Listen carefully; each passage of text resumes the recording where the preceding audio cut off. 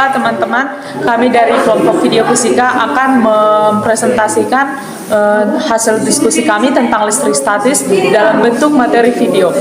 Selamat menyaksikan. Bagian A yaitu muatan listrik dalam listrik statis. Listrik statis adalah kumpulan muatan listrik dalam jumlah yang tetap atau ketidakseimbangan muatan listrik pada suatu benda.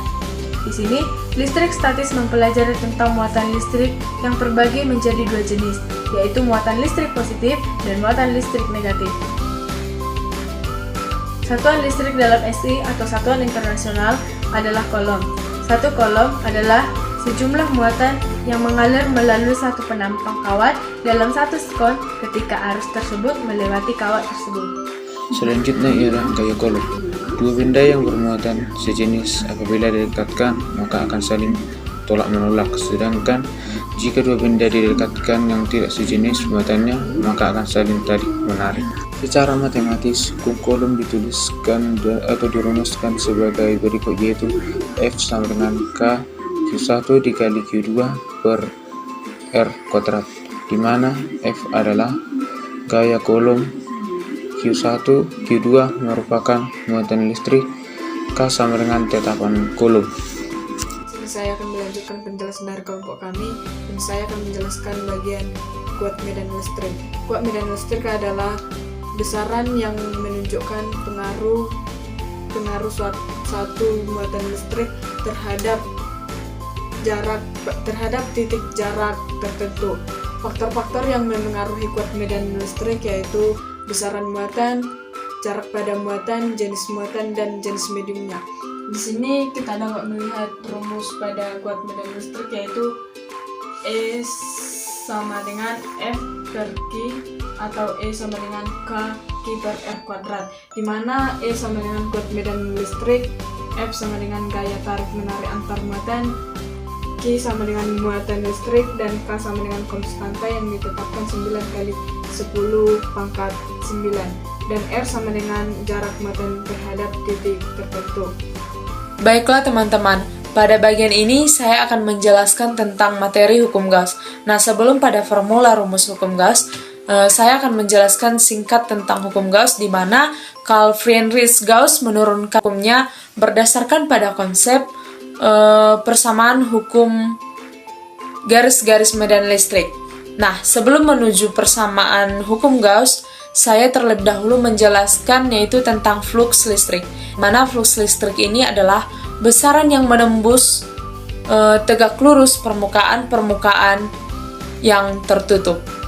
Nah, jadi sedangkan pengertian daripada hukum Gauss itu tersendiri adalah hukum Gauss menyatakan jumlah seluruh garis medan listrik yang menembus suatu permukaan tertutup sebanding dengan muatan listrik yang dilingkupi oleh permukaan tertutup itu tersendiri. Nah, jadi secara matematis kita dapatkan formula rumus dari pengertian yang saya jelaskan tadi, bahwa pipe sama dengan EA cos theta sama dengan muatan per epsilon 0.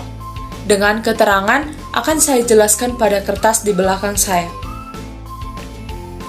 Baiklah teman-teman, di sini saya akan menjelaskan rumus daripada hukum Gauss. Jadi formula rumus daripada hukum Gauss adalah sudah ditetapkan bahwa phi sama dengan EA cos theta sama dengan Q per epsilon 0. Jadi ini adalah merupakan rumus daripada hukum Gauss, di mana dengan keterangan phi sama dengan jumlah garis medan atau flux listrik, di mana satuannya adalah Weber Newton meter kuadrat per coulomb. Sedangkan E adalah kuat medan listrik pada permukaan tertutup, di mana satuannya adalah Newton per coulomb. Sedangkan A adalah luas permukaan tertutup dengan satuan meter kuadrat. Sedangkan Q sama dengan muatan yang dilingkupi permukaan tertutup dengan memiliki satuan coulomb.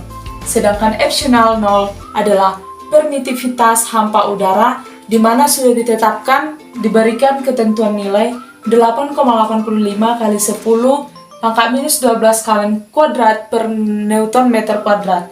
Sedangkan theta adalah sudut antara E dan garis normal pada bidang. Selanjutnya medan listrik dan muatan kontinu. Medan listrik di sekitar suatu muatan titik menggunakan persamaan yang diperoleh dari hukum Coulomb.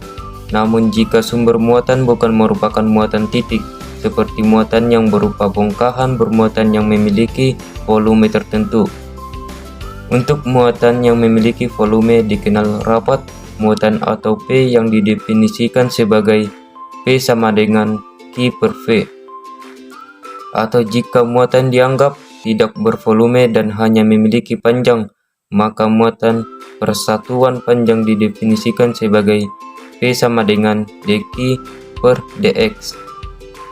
Jika diungkapkan dalam pernyataan integral, muatan dalam sumber muatan listrik dengan volume V adalah Q sama dengan V2 per V1 P kali dV, sehingga diperoleh sebesar medan listrik untuk muatan kontinu menjadi E sama dengan K didefinisikan sebagai dq per R kuadrat sama dengan R kuadrat. Dengan keterangannya, Q disebut dengan muatan listrik, V disebut dengan volume, E disebut dengan jarak titik ke sumber medan, K disebut dengan tetapan Coulomb, R disebut dengan jarak titik ke sumber medan.